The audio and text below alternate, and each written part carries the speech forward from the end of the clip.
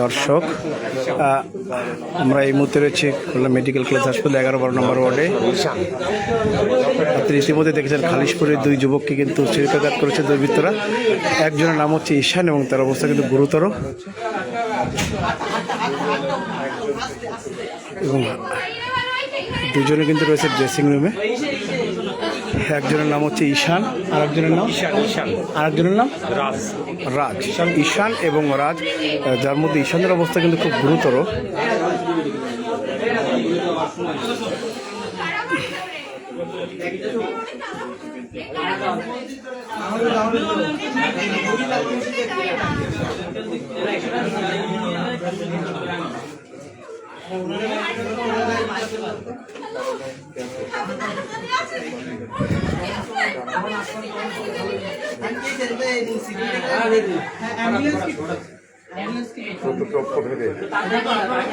আমরা যতটুকু জানতে পেরেছি যে খালিশপুরে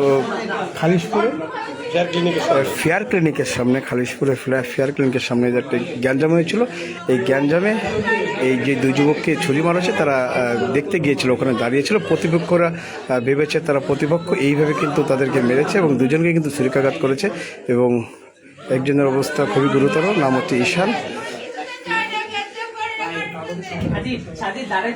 ভাই একটু জানা